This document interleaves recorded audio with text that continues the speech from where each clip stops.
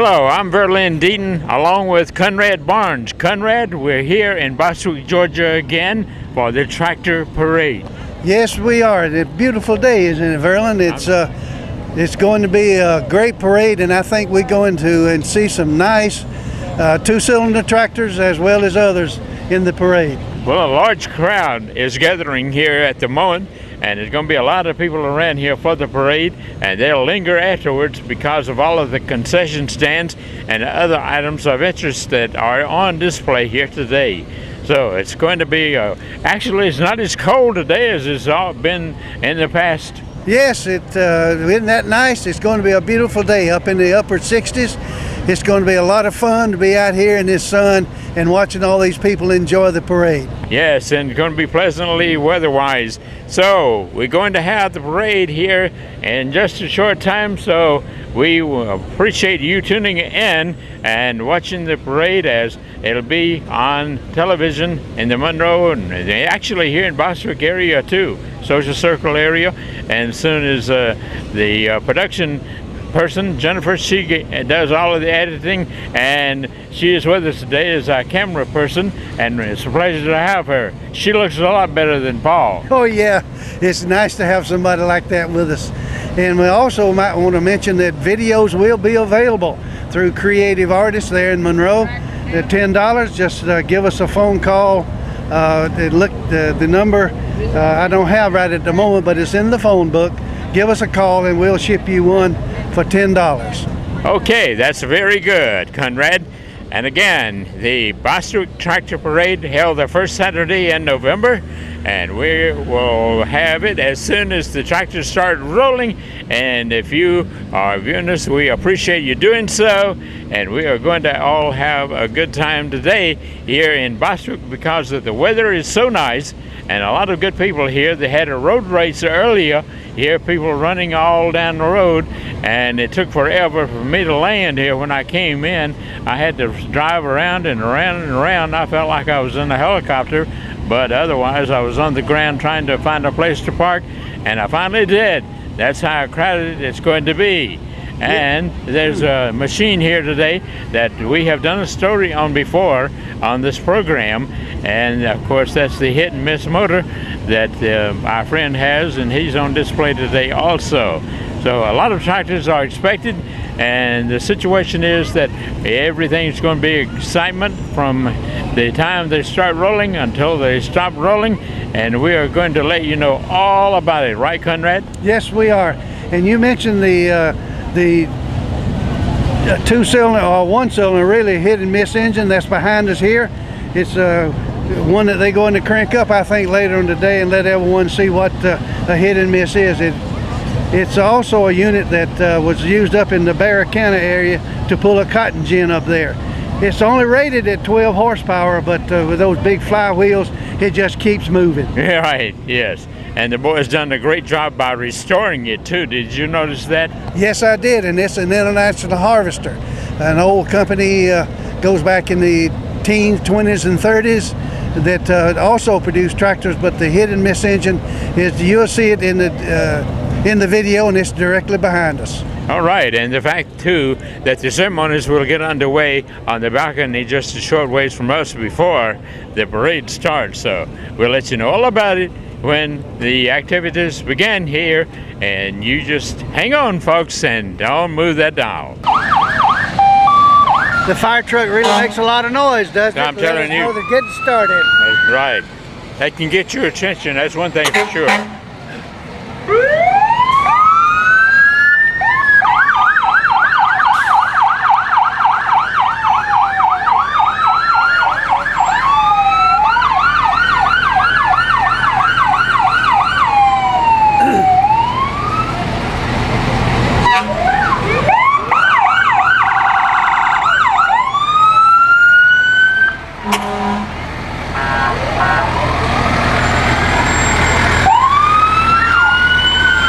I wonder how many tractors we have today. I don't know, but they're beginning to show up, so it won't be long before we'll be seeing. You know, in the past years, we've had anywhere from 100 to 120, so I'm hoping we'll have that many today. Right. And you had to see the cotton pickers all lined up. Yes, it is. Cotton picker, that's 4-row. Of course, the farmer here in Bostwick is a big cotton farmer, so he's going to show us the cotton picker. Mayor, see, Bostwick. Yeah, it's being pulled by the late series of 2 cylinders, the 530 series.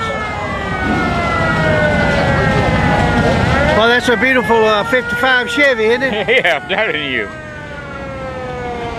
That's old time. They chased liquor cars back then, didn't they?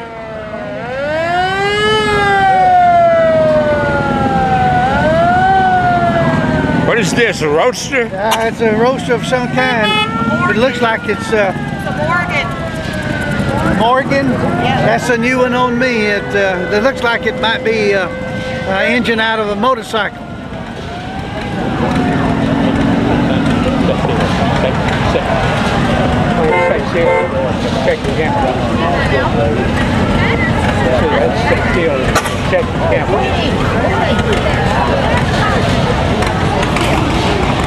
Yeah, you hear that sound. Oh yeah. John Deere 2-cylinder. Right. Pulling a wagon with Halloween theme on it. Sound like it's going to quit, but it won't. Yeah. About like this hit and miss motor bus beside of us over here. And a current model John Deere tractor. That's a beautiful tractor. A lot of difference in the operator compartment as well as the basic unit itself. This in the middle coming here. Up, this one coming up is an old one. This is a 4020, which was introduced while I was working with Deere. It introduced in 1960. It's an inline engine. You can notice it is very quiet. Well, there's a load of people there too. Gibbs Memorial Baptist Church right here in Bostwick.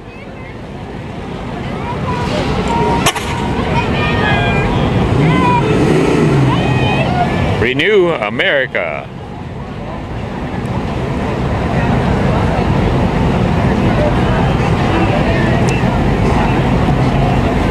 '69 Chevy, that's a nice looking one, isn't it? And the pickup, oh, that's, I don't know, probably a 65, 67 model, somewhere in that neighborhood. I'm not familiar with the early ones. And a good looking crew. Jack's Creek Christmas Tree Farm, and they raise a little bit of everything down there. It's close by the way, close to Bostwick. This drags back your memories, doesn't it? I'm telling you. What model is that, would you say? I would say a 28, 29, 30, somewhere along in that way. And the pickup, that's very unusual. This one's a little earlier. I don't know. It's a beauty though. What model?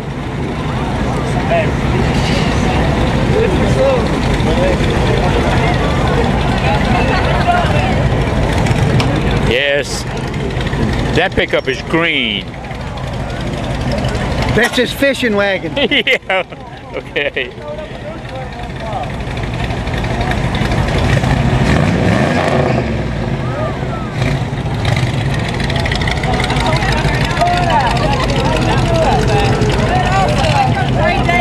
Everybody having a good time here. This place is packed today. I believe this is the biggest crowd yet. It sure looks like it. Normally it's not this 3 and 4 deep as you see now in the others that we've had, so I bet the crowd is going to be the biggest that we've had. Of course, I'm hoping it's that way every year. I think so. Donna Shelton. So it's a good turnout here today. The weather is cooperating really good, and it's really going to be a sunny day. Oh, the kids are having a great time riding. Yes, they are. There's a hay wagon on the trailer. This is What year model Chevrolet pickup truck? Beautiful. That looks like it's in the early 70s to me. Yes.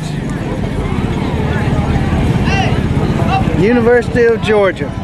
That's a way to celebrate the Bulldogs. Yeah. It's that thing looks like it could float on water. It looks like it.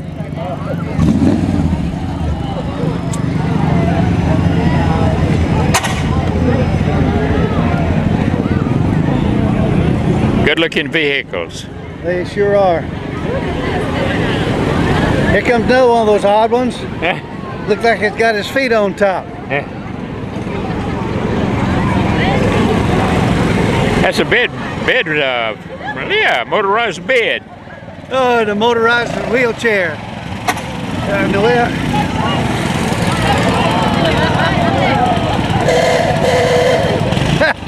If you don't like the way I drive, stay off the sidewalk. Man. The Arab Temple really has some nice looking vehicles. I knew that they would show up. They usually do. Yeah. 56 Ford or 55? 56. 56, okay.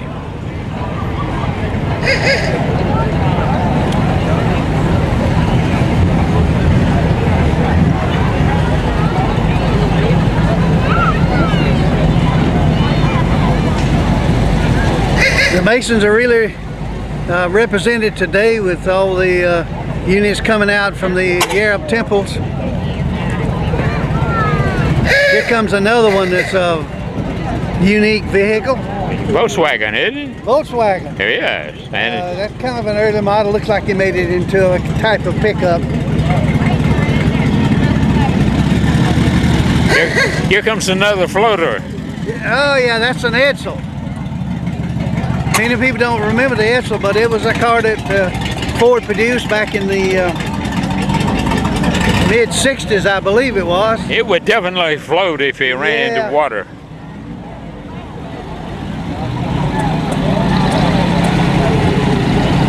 Good display of antique cars. And Victoria Ford. Yes. Polished and shine like you wouldn't believe. Yes, sir. Looks really good. That's what they call a hard top. That's it. Wraparound windshield too. Yes, sir. Typical of the 50s. I used to own one similar to that right there. Brings back a lot of memories. Yes. Of course, I was single back then. Yeah, I had a 56 Chevy, painted yellow and black. Oh, really? Okay. Yellow, it goes good because of John Deere. Right. And the horses here, beautiful horses, carrying the American flag. The ladies riding the horses. That horse is a magnificent animal, isn't it? I'm telling you. I don't know which one looks the best, the horses or the ladies. They all look good. They all look good.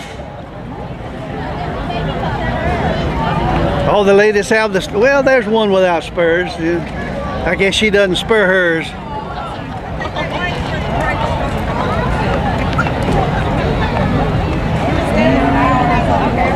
Don't have a cleanup behind. Yes. Where's the cleanup committee? Yeah.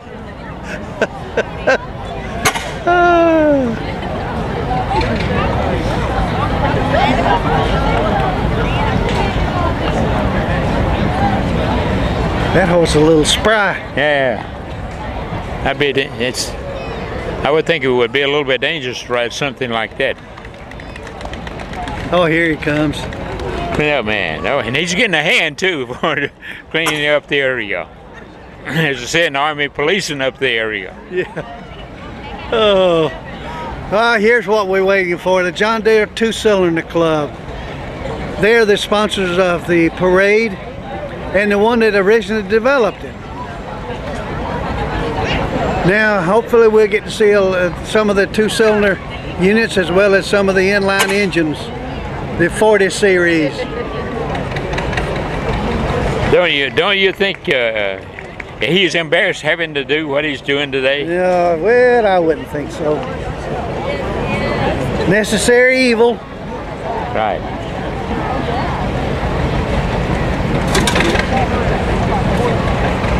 Good job, man. Good job.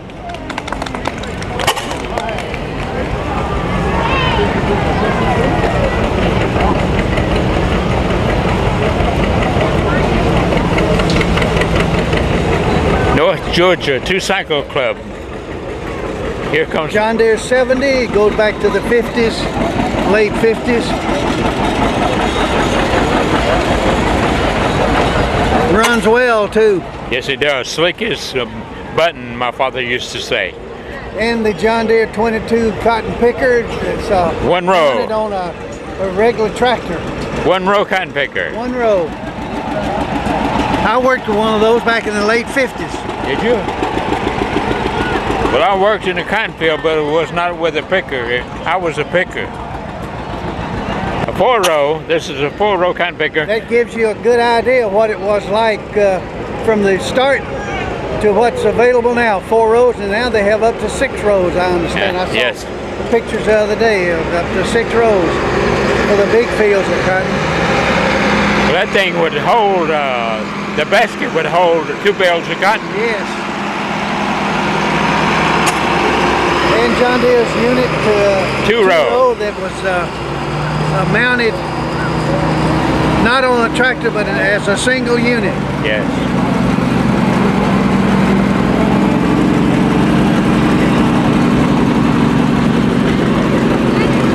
730 John Deere diesel, still a 2-cylinder, late 50s. They manufactured them through 1960 and then moved the production facilities to Argentina. What year model would this old one be? And that is an old one. This goes back to the late 20s, early 30s. That's a, what, a 8N Ford tractor? Very popular unit. The 8N was, I remember it being a high seller at some of the South Georgia, South Alabama farmers because it was a good utility. 56, 58, okay. And that's a high rise. High crop. Very collectible item too. There were not many of them made, of course, and that makes it a highly collectible item. That's a heavy tractor. Yeah, John Deere D. Late 20s, early 30s, they made them up to some models up until the early 40s. One of John Deere's smallest 2-cylinders was the H. That's the one going by now. Boy, it's really spit and polish, isn't it? Right. Hey, Ronnie.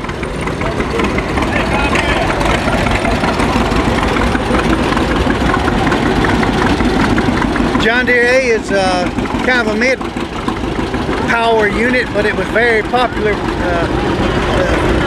back in the late 30s, the late 20s and late 30s. D tractor. These go through probably 40, 42, 47, somewhere along in that area. Little tractor, Boland's.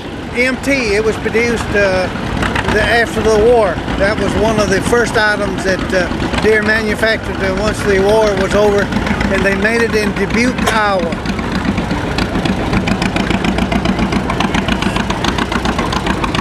Another older one right here, but it's a huge tractor. That's the smallest of what we call the Waterloo tractor. 50s, 60s, 70s, 720s, 20 series and 30 series, all Waterloo made units, Waterloo, Iowa. The original John Deere factory. Then we have, what is this? Massey Farmall Ferguson? Cub. Oh, it's a Farmall, okay. Farmall Cub that was very popular for mowing tractors, general utility use around the farm. Ideal for gardens. Another old tractor. Old Butthead at 36 it says. Almost as old as I am. Dan Bennett. Yeah, Dan Bennett owns that one out of not Bostwick, but Good Hope, Georgia. Right. Kubota. Yeah, Kubota. It's one of the newer ones.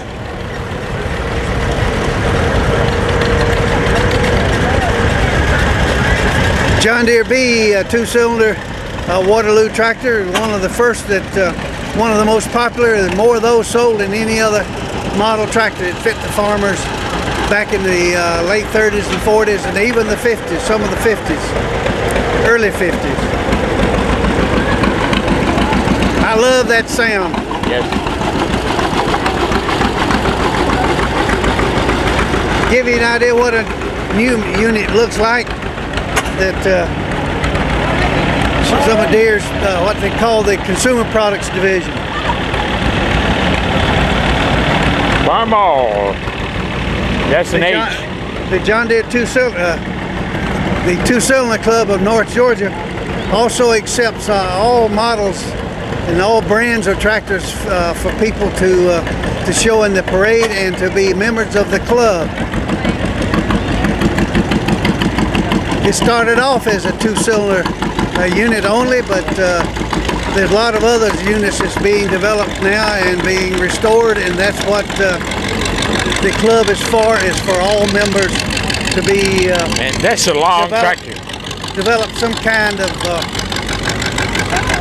antique tractor or antique unit of some type, farm unit. Good looking Farmall C. Says it's a 1951.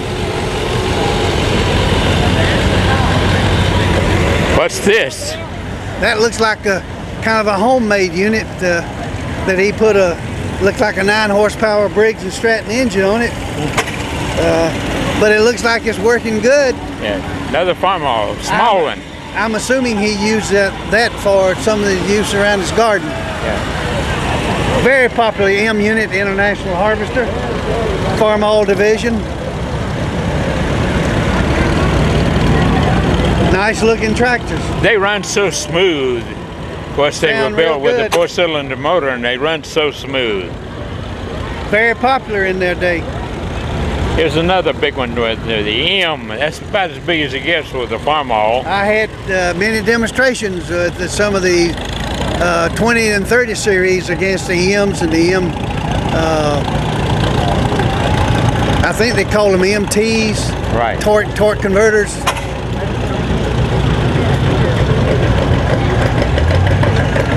The only difference I can see in this B is well painted and looks good, but you notice it has a straight stack, makes it sound a little more. You can get a good idea what the engine sounds like. You can hardly hear the little Farmall Cub. That's right. Real quiet. That's a garden tractor, right? Absolutely. I believe it's a 2-cylinder also. Got all the piles on it? Yeah, it looks good. Yeah, here comes one with a gutted muffler. No muffler at all, just a pipe. 2-cylinder. That's what we call a Dubuque tractor, built in Dubuque, Iowa, at the factory. Superseded the MT 420. And John Deere's biggest 2-cylinder is the G coming up with a straight stack. Give you an idea what it looks like. It has high cubic inches, well over 300.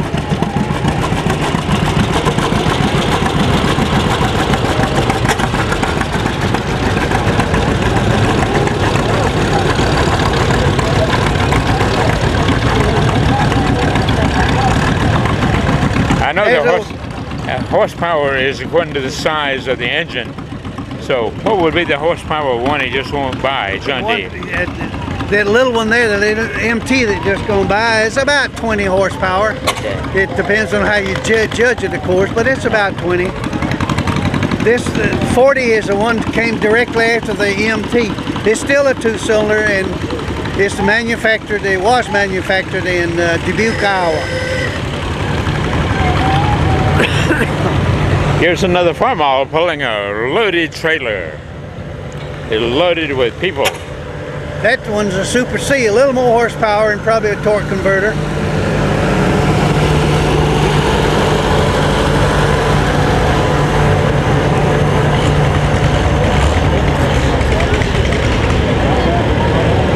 That Super C sounding real good, isn't it? Yes, they're quiet, isn't it?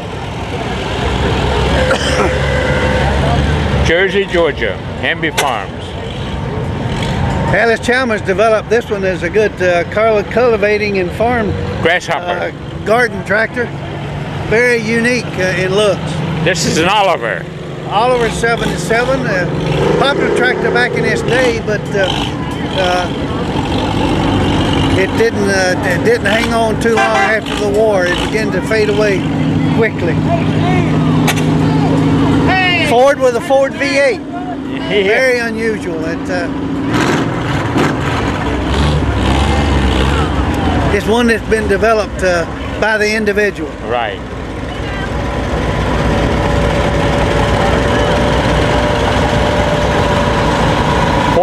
$440 big John Deere unit. Okay. The inline engine. I would have to guess at the horsepower, but I'd say around 160. It's a 1970s model. New Holland. New Holland is superseded by Ford. After Ford decided to get out of the tractor business, they sold everything to New Holland, and they are the ones that maintain the New Holland is making a comeback. Yes, they've been known for years for their haymaking equipment. That's a big Ford tractor. 9700.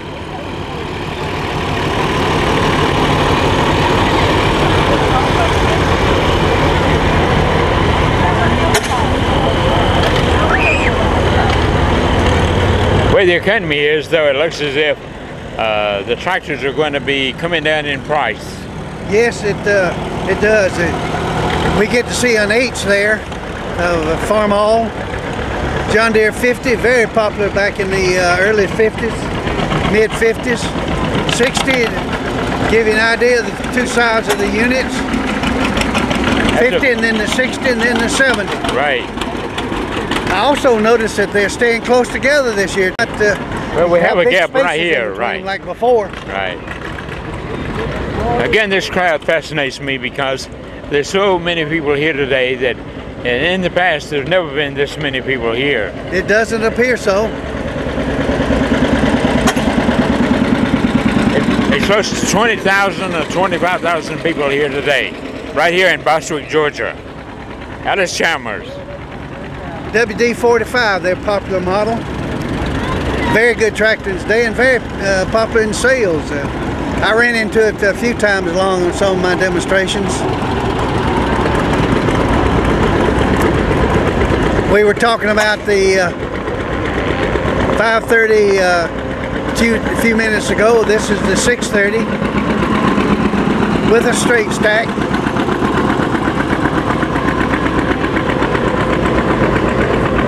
Loaded with people too in the good trailer. It is.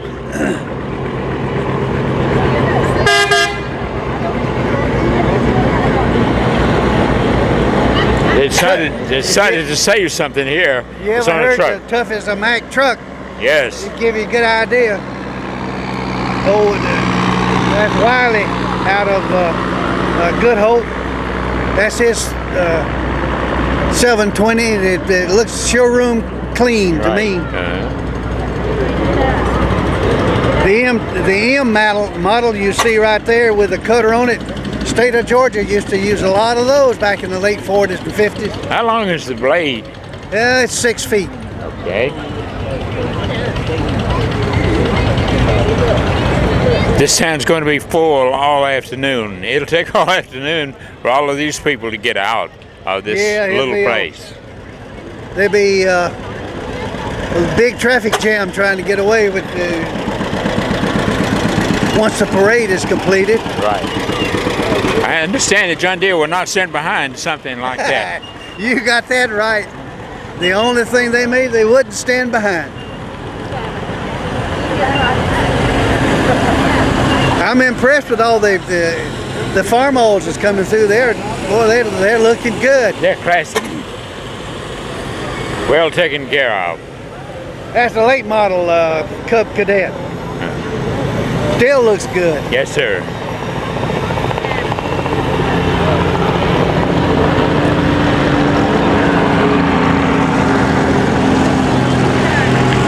Showroom new.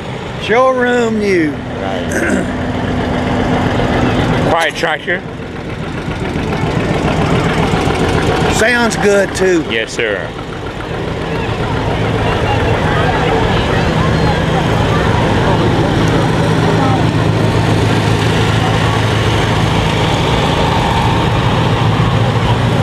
Another newer model of Farmall Cub. I don't know the year, decade that one was used, but I would say in the 70s, yes. Early 80s maybe. 4020. Here's another older John Deere tractor. 4020, first John Deere's efforts in making inline engines. This one was a 6-cylinder, and I was with the company when it was introduced. Not only did we show it in the field, but we also had a show for the dealers in the Atlanta Auditorium, downtown Atlanta. Right. In 1960. Another butthead. Another butthead. That's Dan Bennett's unit out of Good Hope.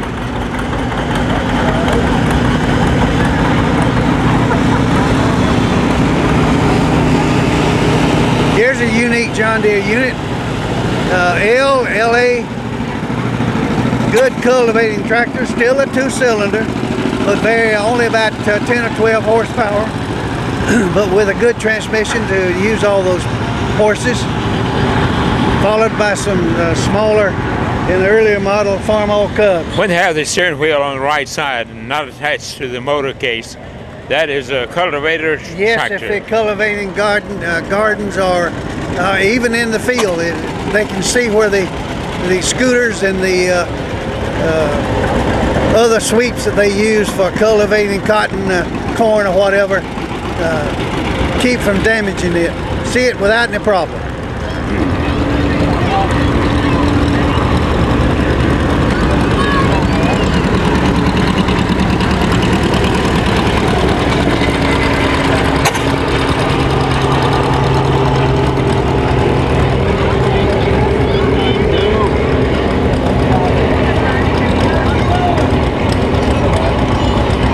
Well, we have another skip here. That's unusual. Only 2 today. That is good. Sometimes we've had more. But the situation is they're running pretty good and staying up close as they possibly can sometimes. Yeah, another butthead. Very popular.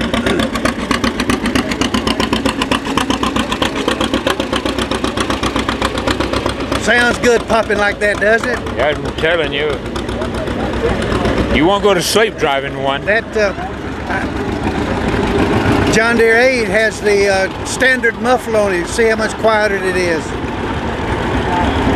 MT, that's a tricycle model of the M tractor. So we've seen all the models of the MTs except the crawlers, perhaps. M, MT, M8. 80 and Ford coming on.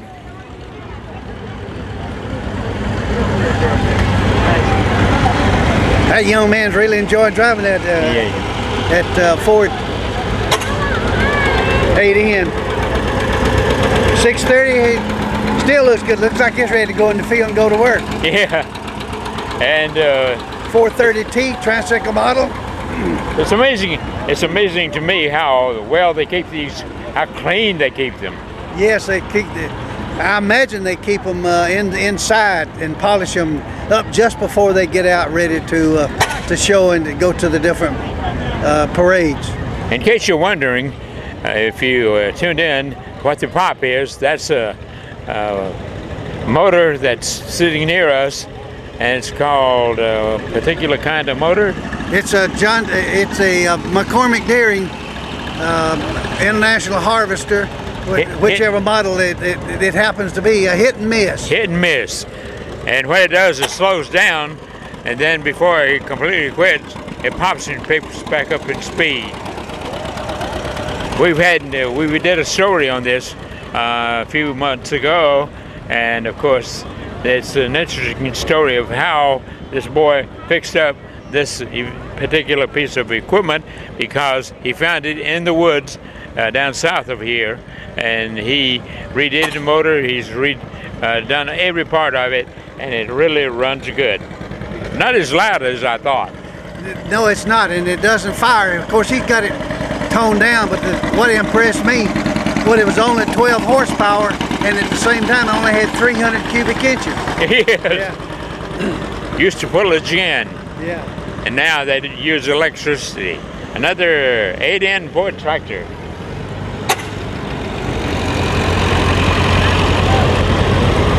Another John Deere H, one of the small vertical, horizontal engine units that Deere built, and built in Waterloo. Let us remind the people again, they can get a copy of this event by contacting Mr. Paul Creative Mullins, Artist. Creative Artist, right on West Spring Street in Monroe. And it's, of course, next to the Pizza Hut. Creative Artist, listed in the telephone directory, and you can call and you can request a copy. That John Deere looks good. Yes, it does. And one that just passed was a John Deere 70, which was John Deere's first effort in the making of a diesel engine. That happens to be a newer model of that particular kind of tractor. And the farmhauls are really lined up here today. I believe this is an Avery coming here. It has a little bulldozer on the front of it. No, that's a Mesa Harris. I'm sorry. Mesa Harris, okay. It's got the blade on top of it and used around dairy farms and places like that. Yeah, they could use it in a chicken house or something like that to push all the debris into a corner where it can be picked up easier. Right.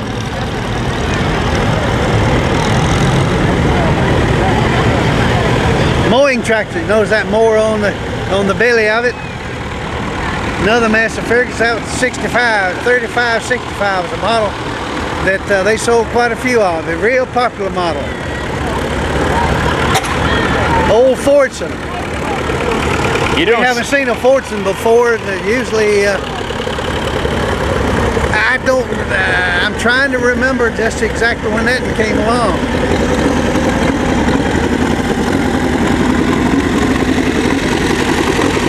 I'm trying to figure out the brand on that one. I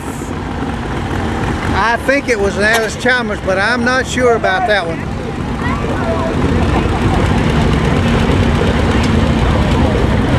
They have big motor in some of these tractors, and when they have big motors, that means more horsepower. More the cubic inches, the more horsepower.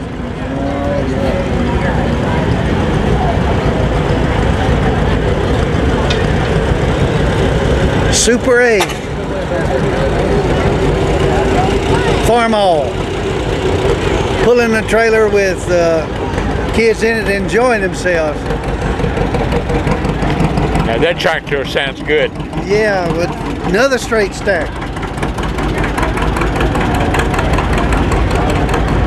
That one goes back to where there's no 3-point hitch. You notice on the rear of them, the current model started along in the late 30s, I think, with some wheel fit models, but in the 40s they developed a 3-point hitch for hitching all different types of equipment much easier. Some of them have bigger tires than others. Why? You need the traction in some of the fields, and also it makes a smaller footprint when the ground is wet. They need the bigger footprint so they don't bog up so.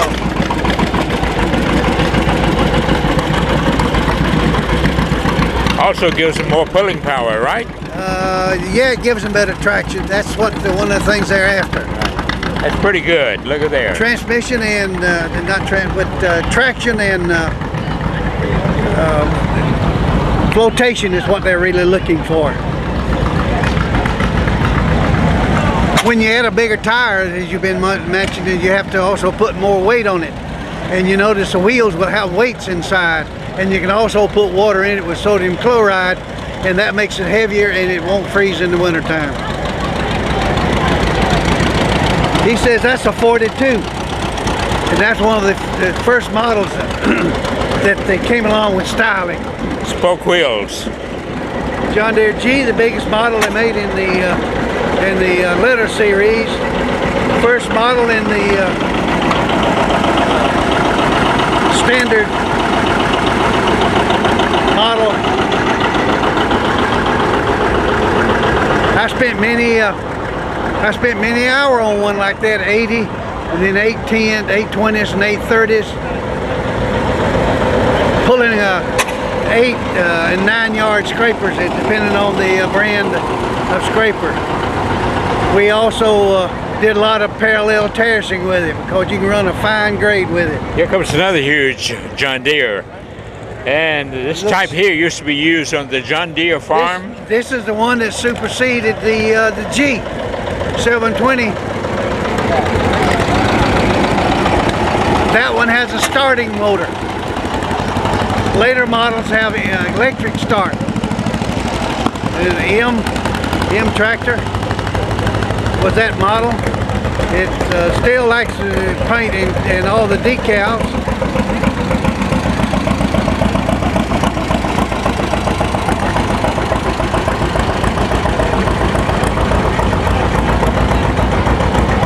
Here's the one that tugs my heartstrings. Really? In 830. That's the biggest unit that Deere made in the standard series. Highest horsepower tractor they had in 1960, 75 horsepower.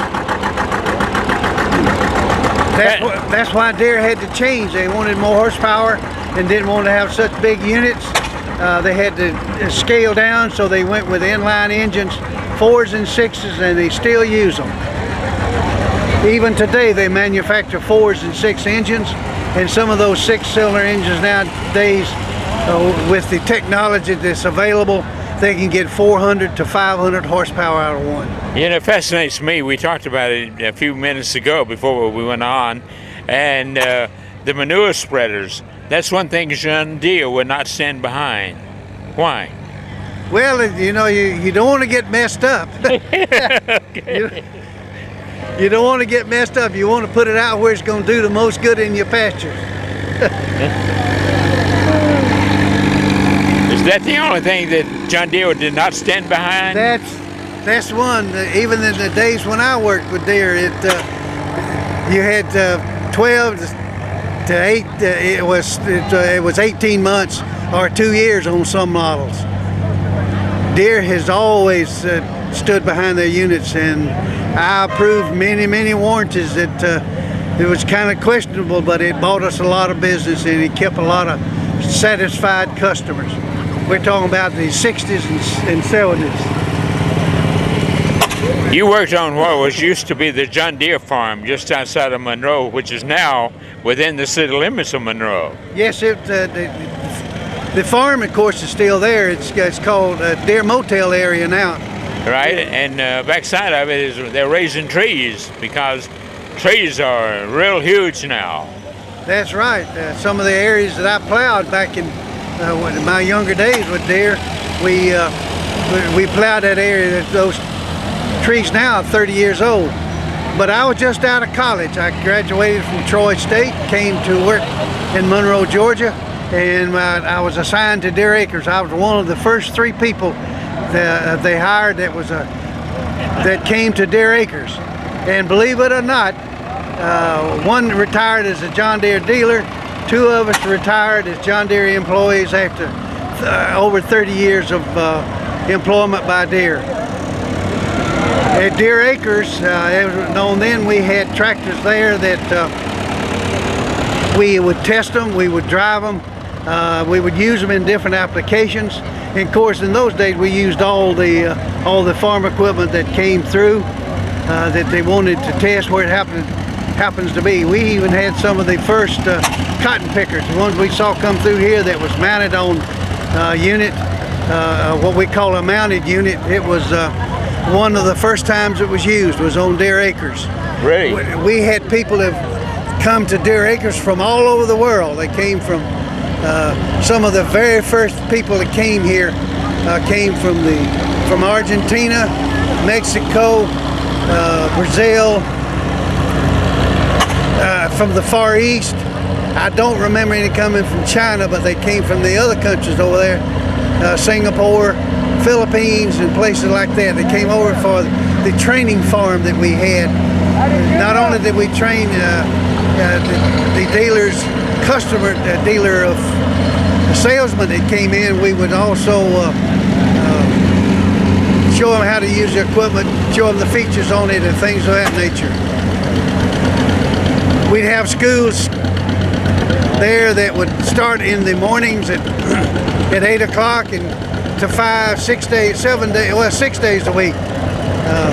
As an employee of Deere, we were there from 7 o'clock in the morning to 6 at night, and on Saturdays till noon. So you can't do those kind of things now, but we did it then.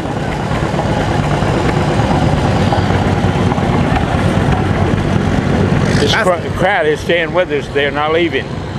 4020 diesel, one of the later models. That's probably 4320. That's right after the 20 series. That's probably about a 76, 78, 1978 model. Still very popular. Notice the sound of it, very quiet. Probably around 150 horsepower. Whew. That's a lot of horses.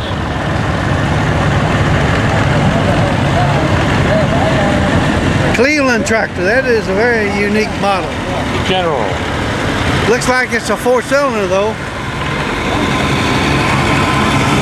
Later model Allis Chalmers, when it was strictly Allis Chalmers. I didn't run into that one very much. But the 530s, the John Deere's that you see there, boy, we did. He doesn't have the cultivator on that little rear engine model. It seems to me that they're really light on the front end. Are they? That's light on the front end, but once you get the cultivator or some of the other implements on there, it works pretty good. I'm glad they give us the year model of these Farmalls, because otherwise we don't know what year they were manufactured. The M, as I've said many times, that's what we had on our farm.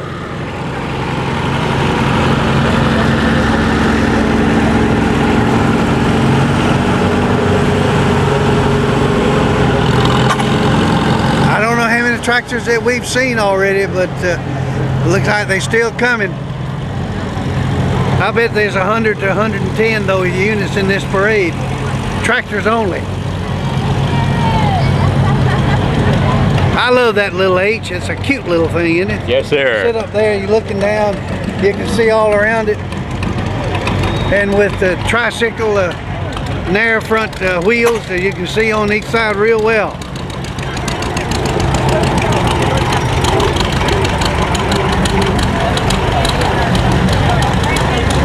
Case model. It came along with it, they call it Case-O-Matic. That was kind of an automatic transmission that they developed, and that had to go back to about the late 60s, I would estimate.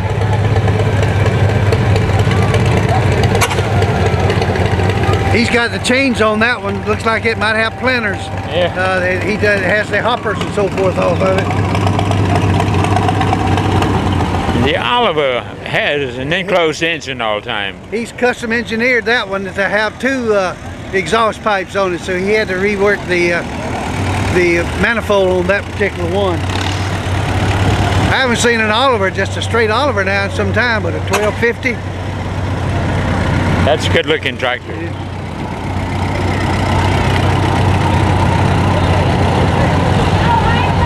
Later model Ford, still a red belly. I thought that one might be a blue belly.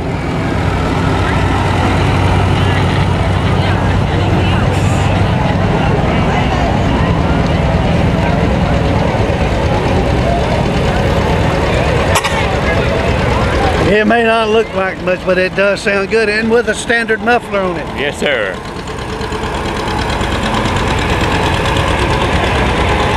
Good looking tractor coming in right now. I remember this one. We had to demonstrate against it quite often back when Ford. back in the early 60s. They had a hard time developing that tractor, but it finally became a good one after about 2 years. Here's another unique one. Massey Harris, is that what it says? Nope. Graham Bradley. That's a new one on me. Yeah. I've heard of the name, but I haven't seen one. Now look at that Ford, would you? Buddy, it really looks good. It has not been used out in the field, has it? And a BF Avery. Yeah. It was a unit back in my day that was sold in the States, but it's primarily a Canadian unit. Somebody's having some difficulties with their tractor. Wanted to keep it rolling. They're doing a good job now with take it. a good look at this particular unit. But it's a very unique unit. There was not a lot of these sold. It looked like it was a factory engineered item. It's a LP tractor. So instead of gasoline, it uses gasoline or diesel. It's a LP. Oh, really? There were certain places in the country that's what they wanted to use. So Deere would manufacture a few of those every year. It's a very collectible item in the 2-cylinder series. This young man is working the clutch. The clutch on the John Deere 2-cylinder tractors are all a hand clutch, and they're on the side. It snaps in to keep it moving, and it snaps out to stop, and it also stops the little wheel that turns on the side, which is hooked to the flywheel. You notice the older units, the 30s and 40s, the throttle is on the right-hand side, but the unit that comes along after the war, 60 series, all of the throttles is on the right-hand side. A tall lever that they push forward to get the speeds on it. Why is it the PTO on a John Deere who runs all the time on Farmall, you can engage the PTO? It runs as long as the clutch is engaged. Okay. Later on they came along with what they call a live PTO that you could cut off or cut on whenever you wanted the PTO to work. And PTO stands for what? Power takeoff. Use that to run rotary cutters, other cutters and things that you could go hook on the tractor. You can also run elevators with it, and any kind of unit that might be available. I know of some places where they even use it to crush feed and things of that for the livestock. Yeah, we used to have what you call a hammer mill. That's right, run a hammer mill. 3010 is a little smaller version, a 4-cylinder unit that was introduced in 1960 from the Waterloo Works. Very unique introduction on the inline series, 4020s, 4010s, and 3010s. Was introduced in Dallas, Texas, and we called it Deere Day in Dallas. Dallas Chalmers. When we went to Dallas, Texas for the introduction of the units, it was held at the one of the big coliseums out there, and we had people from all over the world to come in there, and the units were all demonstrated and run through the different shows that they had, and then had them all on display outside. We spent, I think I spent 10 days out there polishing, placing, demonstrating, and showing all the units. And the 4010, 4020 was one of the most popular models that was introduced. Not only was it popular, but it turned out to be one of the most reliable units the Deere had. They spent about, I don't know, basically about 10 years. Really? From the very start. But the last 4 or 5 years, they spent time in the field so that they could get a good unit that was reliable. And the first unit Deere introduced, there was no mechanical connection between the steering wheel and the front wheels. It was all hydraulic. Was it? Okay. All hydraulic. It seems the companies make a tractor for the territory. Beg your pardon? It seems like the companies, different companies, John Deere, Farmall, and all of them make a different tractor for the territory. Oh yeah, the tractors for here are not like the one they have out in the Midwest and West. The tractors that were popular in North Georgia were not necessarily popular in South Georgia because of the ground conditions. Right. South Georgia has sandy loam soil, it's easy to turn, no clay basically, and they would sell a lot of the 4010s, 4020s, the big tractors for the big 80s, 820s, and 830s that would go into a lot of the plantations. But the 4020, 420s, 430s, models of that, and the unit like you see coming here, little MT, was popular in South Georgia because it was it could pull a 1 or 2 plows depending on the ground conditions. But you can get a good view of what an M looks like.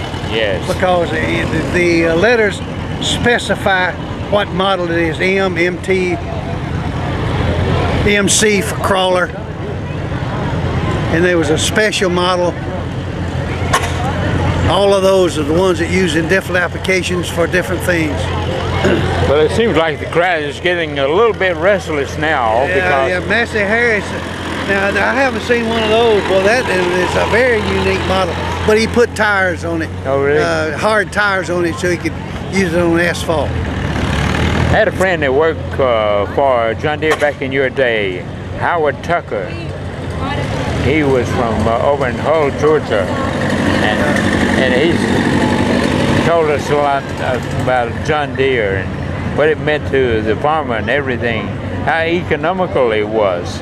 Yes, Deere sets records. All the tractors, everybody that makes a tractor has to be tested at the University of Nebraska if they want to sell them there. And Deere set a lot of records for fuel consumption, for horsepower.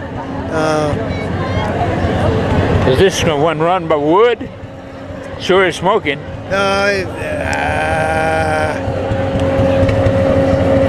Oil pull. I'm not Rumney model. That boy, it goes back to the teens, I believe. Yeah.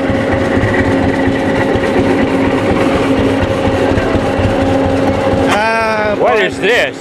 That's a sprayer. Spray fields. But you look at the when that boom stretches out, it must cover about 50 feet.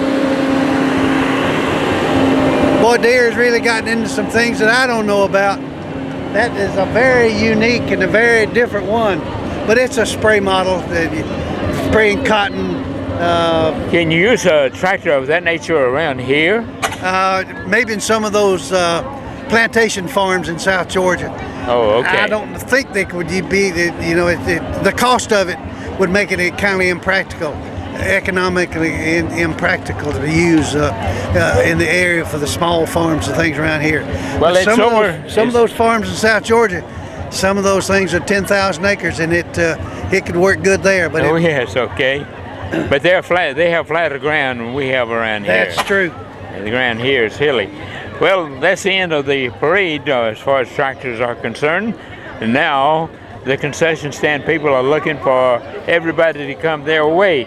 Our pleasure bringing you another tractor parade out of Bostwick, Georgia on the first weekend, always held on the first weekend in November. And we have been blessed with weather that will really has fixed us up for the day too, Conrad, because it's sunny, it's warm, and it's not cold or windy, and it has been another beautiful day for another tractor parade in Bostwick, Georgia. What a perfect day. We couldn't ask for it to be any better. I wondered about it yesterday because we had a little rain, but all it did was just cool things down for us to make it for a beautiful day. Well, it knocked the leaves down in the yard, so that's what the rain did. I appreciate you viewing our parade today. Everything is looking good here in Bostwick, Georgia, and we invite you to make your plans and put it on your calendar. The first weekend in November, Bostwick, Georgia is the place to be. That's true, and don't forget, videos are available if you would like a video of this year's parade or many in the past. They're most all available, and they're available for $10. Just give Creative Artists a call, which is in the phone book, and we'll be glad to ship you one. All right, it's my pleasure working with you again. My pleasure working with you too, Vernon, and look forward to next year. That's right, yes. Well, as I said, we have been blessed with a lot of good weather. So I see my wife and son's present today, so and we appreciate them attending. And we're going to end it up right now. I want to thank Jennifer for doing a good job. She always does. She'll edit this and have it ready for you in a few days if you'd like to have one. So that's what's happening right now. And it's, we want to say to you, have a good Christmas coming up soon, a good Thanksgiving, and everything is going to be all right as long as you take care of yourself. That's right. You just wanted to say thank you for all the viewing this year and in the past, and we'll see you next year. All right. By the way, we want to remind you that you can see the past programs on YouTube. Jennifer has put them on YouTube. You can see all the past programs. And so that's what we have for you today. And Verlin Deaton, along with Conrad Barnes. Yes, see you next year. All right. And thank you for viewing the program of the Tractor Parade in Bostwick, Georgia. 19 people, of course, around this place over here now where they have the hit and miss motor. And with 2013 is already happening, 2014 will be here before you know it, and we'll do it again next year, the good Lord's willing. Thank you and have a good day.